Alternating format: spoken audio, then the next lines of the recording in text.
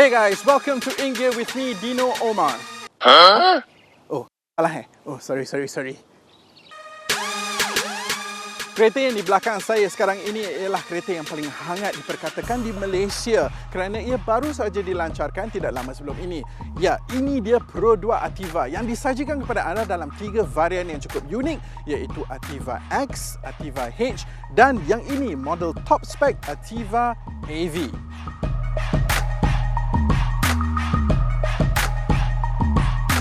Sejak dilancarkan, ada banyak benda bagus yang telah pun diperkatakan tentang Pro 2 Ativa ini. Tetapi ini litmus testnya. Kerana bagi kami wartawan, ada banyak kriteria penting yang perlu dicek sebelum kami mengatakan kereta itu bagus. Kerana gaya hidup kami cukup fast pace.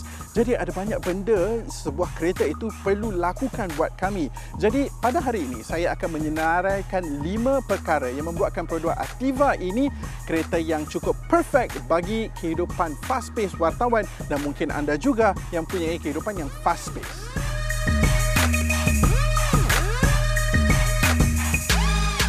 Okey, kalau kita bercakap tentang Pro 2 Ativa ni pastinya antara soalan pertama yang diajukan oleh orang ramai dan kalau anda cek dekat internet memang ramailah orang dah membangkitkan persoalan ini adalah adakah Pro 2 Ativa ini yang dilihat sebagai satu kereta yang lebih besar daripada Pro 2 MyV mampu dipandu dengan selesanya dengan adakah enjin 1 liter itu cukup untuk memberikan daya pacuan yang secukupnya bagi Pro 2 Ativa ini. Dan saya boleh memberikan jawapan dengan confident. Jawapan pendek saya ialah ya. Kerana Pro 2 Ativa ini didatangkan dengan enjin 1 liter turbocharged iaitu enjin turbo pertama keluaran Pro 2 dipadankan pula dengan gearbox DCVT yang cukup selesa, cukup sempurna, smooth delivery powernya. Ia mengeluarkan kombinasi ini mengeluarkan 140 Nm of torque dan juga 98 PS. Ini sememangnya cukup bagi kereta yang bersaiz ini dengan berat ini. Jadi kalau anda ada keraguan ataupun kerisauan adakah mungkin kereta ni underpowered ke apa, saya rasa itu bukan satu masalah. Kerana kita tahu kalau kita bandingkan dengan MyV itu bukanlah satu kereta yang perlahan. Jadi Pro 2 Ativa ni boleh dikatakan performance-nya agak setimpal kalau kita bandingkan dengan MyV. Dan itu pun MyV ada enjin 1.5 liter, ini 1 liter turbo. Cukup bagi keperluan harian anda di dalam bandar maupun di atas lebuh raya.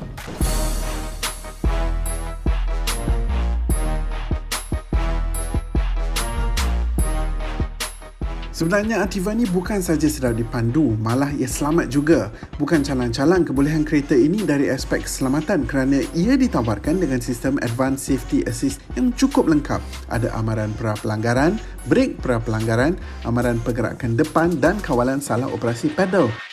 Selain itu, jangan terkejut kalau semasa memandu Ativa terasa seakan steering bergerak sendiri kerana ia dilengkapi kawalan pengekalan lorong, amaran serta penghindaran penukaran lorong. Ada banyak lagi lah berjela senarai akronimnya.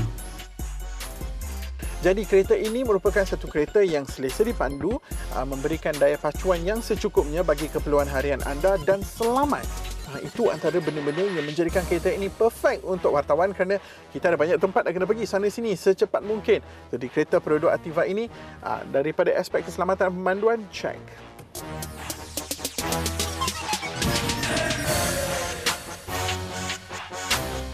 Okey, seterusnya saya nak bercakap tentang ruang dalaman Pro 2 Ativa ini kerana saya rasa produk ini merupakan satu produk yang telah pun diberikan pertimbangan yang secukupnya apabila mereka bentuk kereta ini kerana bukan saja kualiti barangan ataupun surface yang digunakan cukup bagus tetapi ada banyak benda yang kita boleh suka tentang kereta ini dari aspek ruang dalamannya. Pertama sekali saya lihat dari perspektif kokpit ni ada banyak benda-benda yang menarik di sini.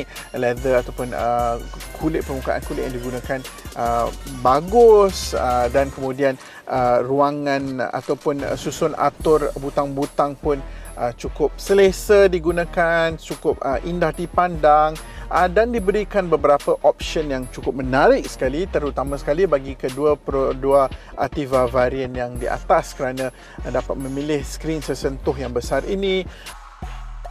Walaupun skrin sesentuh itu besar, tapi malangnya Android Auto dan Apple CarPlay tidak ditawarkan. Tapi jangan khawatir, banyak lagi benda menarik tentang teknologi dalam Ativa ini.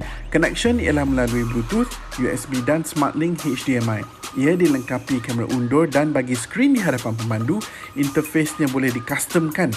Malah siap ada slot peringatan tarikh-tarikh penting lagi. Khas buat anda yang pelupa. Jadi ini merupakan satu benda menarik, tetapi lebih penting lagi daripada itu ialah ruang besar di sekeliling saya ini. Betul tu Dino. Sebenarnya kan kalau kita nak fikirkan produk Ativa ni, sebenarnya kereta ni tidaklah boleh nak dikatakan kecil. Dia agak besar juga sebenarnya. Dan kalau besar, maknanya ruang dalamannya pun luas dan spacious sesuai bagi kami wartawan. Sebab selalunya bukannya kami pergi assignment seorang, mungkin ada Dino selaku wartawan dan saya, Dino kedua, mungkin sebagai cameraman. Jadi ada banyak benda yang perlu dilakukan di sini. Kalau kita lihat dia punya measurement di luar tu, produk Ativa ini ialah 4065mm panjang, 1710mm lebar dan 1635mm tinggi.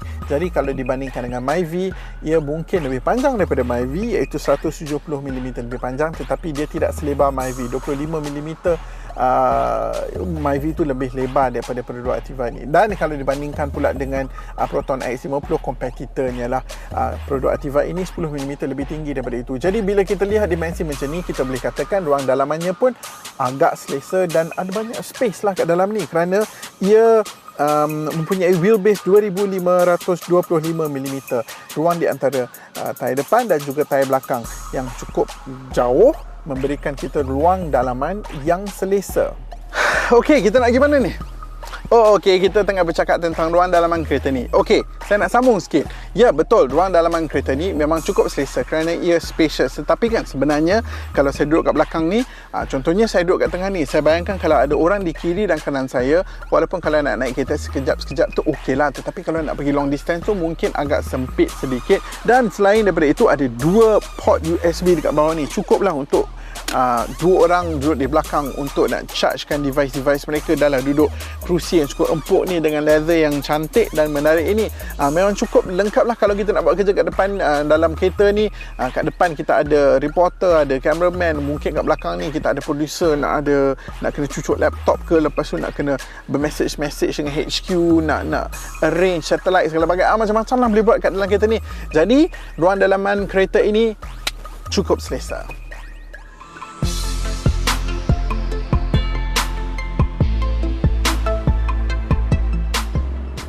Okey, sekarang sebab ketiga. Saya nak cerita sikit tentang penggunaan minyak ataupun penjimatan minyak. Saya dah biasa bawa kereta saya yang lama dulu, dia guna minyak yang agak banyak. Jadi, yelah kita dah berbelanja banyak beli petrol.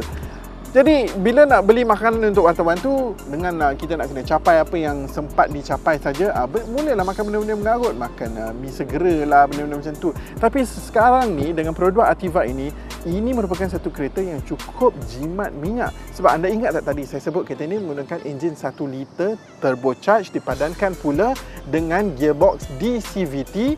Ini bererti kereta ini hanya menggunakan 18.9 liter bagi setiap kilometer ia berjalan. Kalau kita terbalikkan perkiraan itu, hanya 0.053 liter bagi setiap kilometer.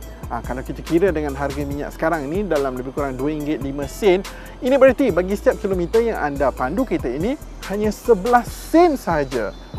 Itulah dia. Kalau dulu saya hanya boleh makan mi segera ke, benda-benda mengarut macam roti ke apa, sekarang ini jangan main-main. Saya dengan duit yang saya simpan, saya boleh beli makanan yang lebih mewah sikit. Bolehlah nak feeling-feeling, minum air-air yang orang kata air atas. Okey? Minum dulu Sebenarnya perkara keempat yang membuat Ativa ini perfect untuk wartawan ialah image-nya. Rugged, sporty dan seperti namanya, aktif. Macam reporter, walaupun ada yang akan mengatakan Ativa ini model Daihatsu Rocky atau Toyota Race yang rebadge, tapi sebenarnya Malaysia patut berbangga kerana model ini sememangnya direka dan dibangunkan dengan input 50 orang pekerja Pro 2 yang ditempatkan di unit kejuruteraan dan rekaan Daihatsu di Jepun. Okey, sebab nombor 5, kenapa kereta ini cukup sesuai untuk wartawan yang punya gaya hidup yang laju, pantas dan busy?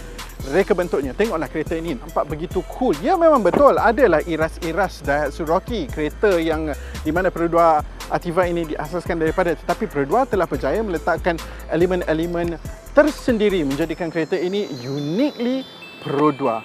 Dan dengan reka bentuk yang cool ni, pastinya saya hati tertambat, dan jika anda di luar sana, anda tengok pun, anda pun mungkin akan tertambat juga melihat Perodua Ativa ini. Dan itulah sebabnya kenapa kereta ini cukup perfect bagi seorang wartawan seperti saya. Kerana bukan senang tau nak impress wartawan ni. Itulah dia. Saya Syed Ferdinand Omar untuk Astro Awani.